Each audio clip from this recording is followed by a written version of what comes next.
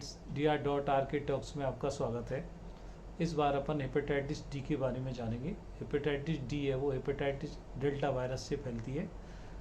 Hepatitis delta virus single strand RNA virus है। इसी सन 1977 में ही खोजा गया है। आज कुछ खास बातें अपन हेपेटाइटिस डी के बारे में जानेंगे, फिर उसके बाद वायरस में जानेंगे। तो सबसे पहले कुछ खास बातें उनको अपन जानते हैं। तो सबसे पहली बात यह है कि जो हेपेटाइटिस डी का इन्फेक्शन है वो हेपेटाइटिस बी के साथ ही फैलता है।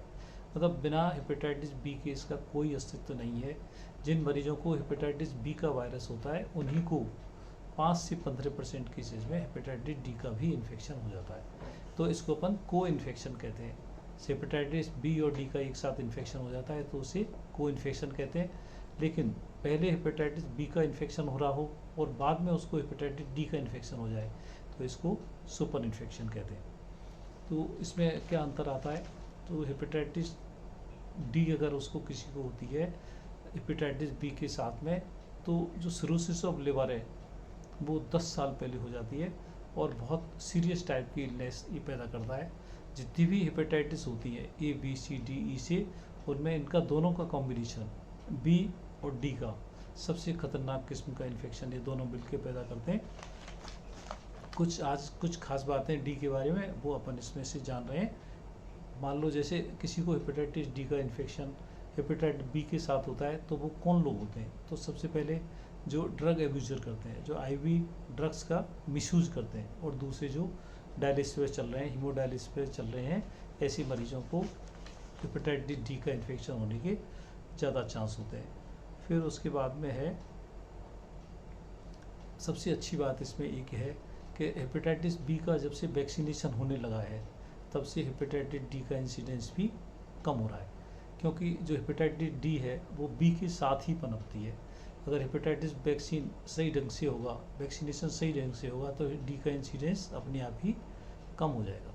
लेकिन ख़ास बात जानने की ये है कि इसके लिए खास कोई इफ़ेक्टिव ट्रीटमेंट नहीं है और कोई पर्टिकुलर खास वैक्सीन नहीं है।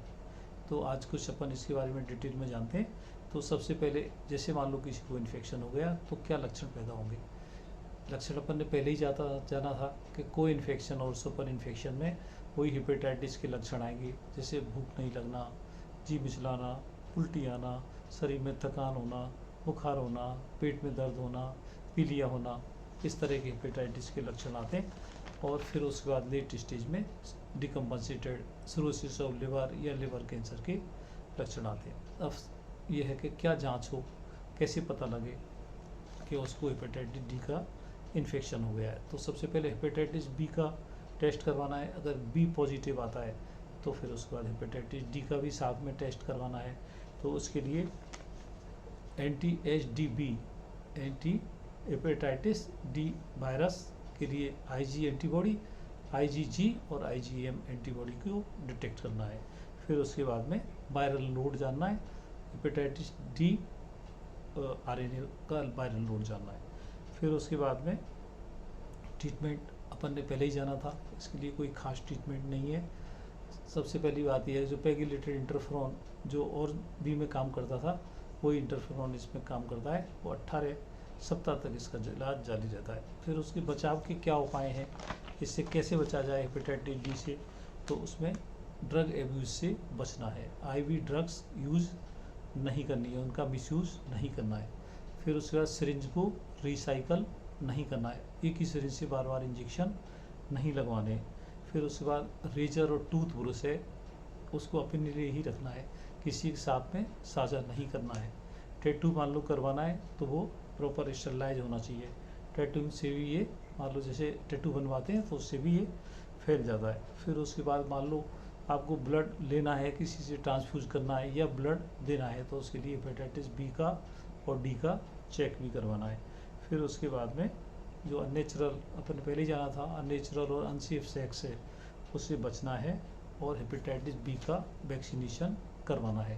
हेपेटाइटिस बी का इंसिडेंस कम होगा तो डी का अपने आप ही हो गया। तो आज अपन ने इस तरह से जाना है कि मान लो किसी को हेपेटाइटिस बी है, उसको साथ में हेपेटाइटिस डी का इन्फेक्शन और हो जाता है, तो जितनी भी हेपेटाइटिस है उनमें ये सबसे सीरियस परेशानी पैदा करता है। तो अगर अपन हेपेटाइटिस बी से बचेंगे मान लो वैक्सीनेशन के थ्रू, तो डी अपने आप ही रेडिकेट हो जाएगा, ये अपने आप ही एलिमिनेट हो जाएगा, इससे खुद ही चला जाएगा। आज ऐसे करके अपन हेपेटाइटिस डी के बारे में जाना है।